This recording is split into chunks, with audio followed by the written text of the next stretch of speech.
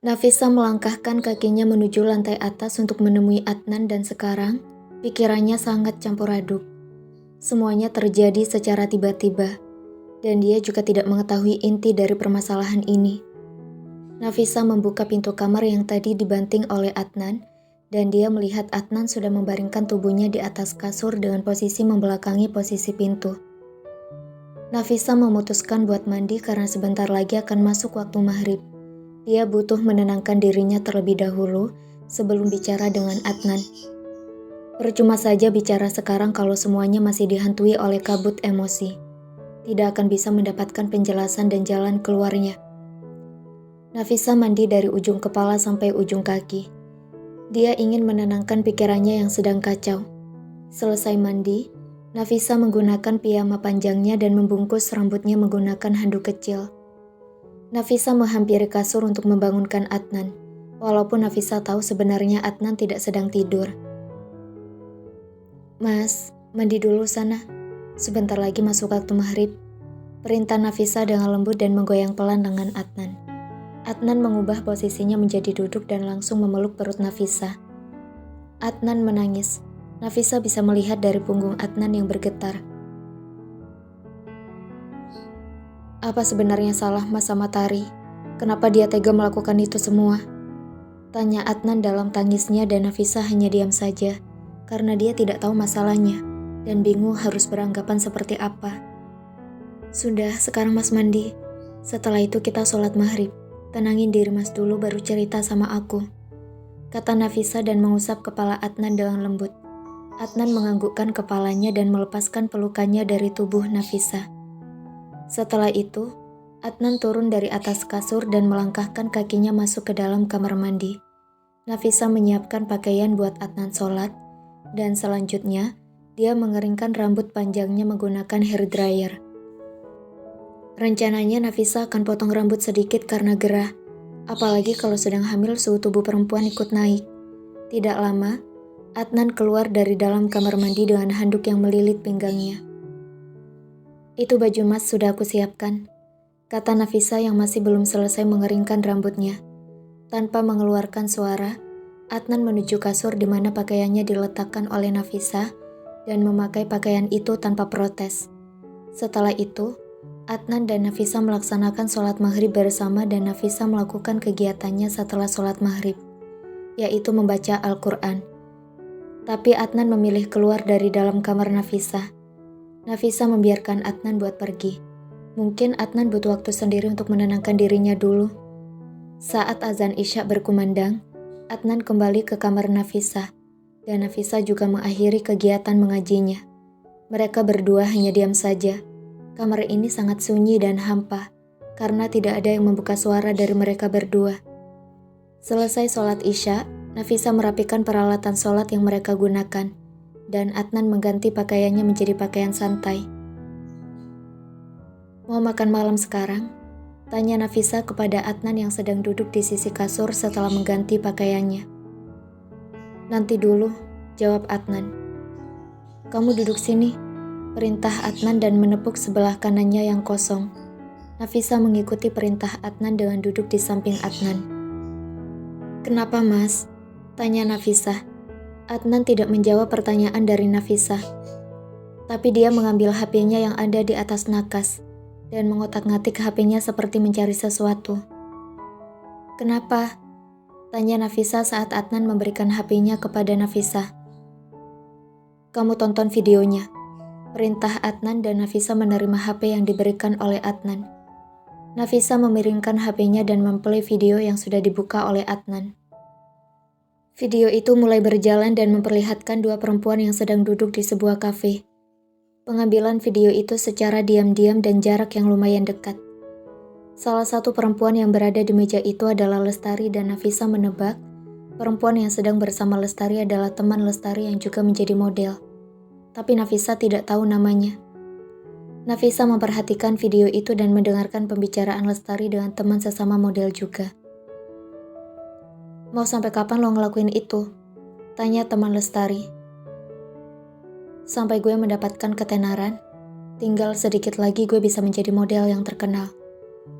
Jawab Lestari dengan santai dan memakan es krim miliknya. Lo gak kasihan sama suami lo? Dia menginginkan anak dari lo, tapi lo malah melakukan itu. Tanya temannya lagi. Sebenarnya sih gue kasihan sama Mas Adnan. Tapi mau gimana lagi? Ini mimpi gue untuk menjadi model yang terkenal.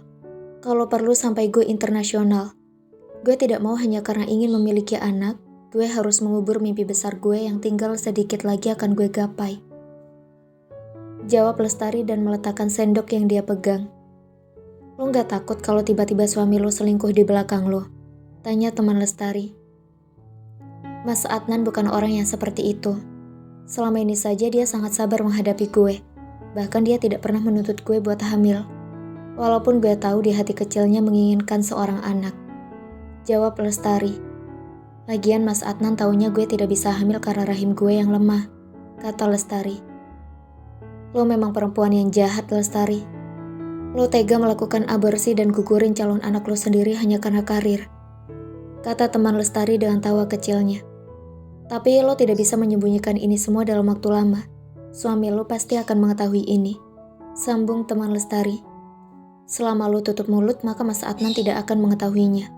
Kata Lestari. Kalaupun Mas Adnan ngebet mau punya anak, maka gue akan kasih saran buat adopsi anak dari panti asuhan. Jadi gue tidak perlu susah-susah hamil. Dan badan gue tetap ideal. Sambung Lestari. Video itu berakhir dan membuat Nafisa terdiam. Dia bingung harus berkata apa sekarang. Otak Nafisa sibuk merangkai kata-kata yang ingin dia katakan. Tapi tidak ada kata-kata yang pas di otaknya. Apa sebenarnya salah Mas kepada Lestari? Kenapa dia tega melakukan itu kepada Mas? Tanya Adnan dengan suara yang sangat lirih dan membuat Nafisa menolehkan kepalanya kepada Adnan. Nafisa meletakkan HP Adnan ke atas kasur dan setelah itu membawa Adnan ke dalam pelukannya. Hanya ini yang bisa Nafisa lakukan sekarang untuk menenangkan Adnan. Mulut Nafisa seperti terkunci rapat dan Nafisa juga bingung harus mengatakan apa sekarang. Dia benar-benar terkejut dengan kebenaran ini dan dia tidak menyangka kalau Lestari melakukan itu. Adnan menangis di dalam pelukan Nafisa dan Nafisa mengusap punggung Adnan dengan lembut. Nafisa membiarkan Adnan menangis. Setidaknya dengan begini, Adnan bisa sedikit tenang karena bisa mengeluarkan sedikit rasa sedih yang ada di hatinya. Tadi malam, Nafisa sibuk menenangkan Adnan yang sangat sedih dan bahkan Adnan melewatkan waktu makan malamnya. Bagaimanapun, pernikahan mereka berjalan hampir 6 tahun dan suka duka sudah mereka lewati bersama. Tentu saja perpisahan adalah pilihan terberat yang harus mereka alami. Tapi rasa kecewa Adnan sangat besar. Adnan tidak percaya kalau Lestari melakukan itu di belakangnya. Seharusnya Lestari berbicara jujur kepadanya kalau dia tidak mau hamil untuk waktu dekat, karena harus mengejar impiannya. Pasti Adnan akan memikirkannya dan Adnan juga tidak akan egois, karena yang hamil adalah Lestari, bukan dirinya nanti. Malam tadi setelah Adnan tertidur karena capek menangis, Nafisa menghubungi Lestari secara diam-diam dan mengajak Lestari untuk bertemu hari ini. Nafisa ingin memastikan sendirian dengan mendengar langsung dari mulut Lestari. Nafisa tidak ingin percaya begitu saja karena sekarang banyak orang yang melakukan editan terhadap video dan foto untuk membuat kesalahpahaman. Dan Nafisa tidak mau itu terjadi sebelum mendengar langsung dari Lestari. Nafisa akan bertemu dengan Lestari di apartemen Lestari. Apartemen yang awalnya Lestari beli buat investasi.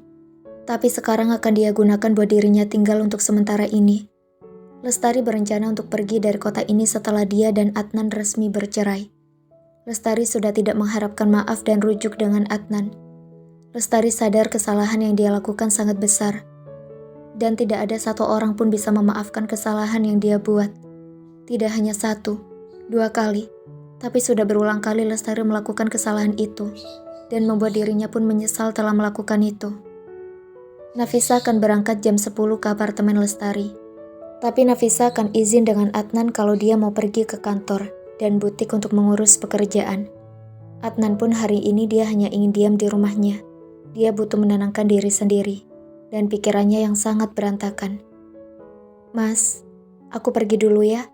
Pamit Nafisa kepada Adnan yang dari tadi duduk di sofa balkon kamar. Yakin kamu gak mau Mas anterin? Tanya Adnan dan menatap Nafisa. Iya mas, aku cuma sebentar kok. Nanti jam makan siang aku pulang. Jawab Nafisa. Kalau gitu pakai sopir aja, kata Adnan. Aku bisa sendiri mas, kata Nafisa yang kekeh ingin pergi sendiri. Kalau dia pergi dengan sopir sama saja bohong. Pastinya sopir akan memberitahukan tujuan mereka kepada Adnan. Ya sudah, tapi kamu hati-hati bawa mobil.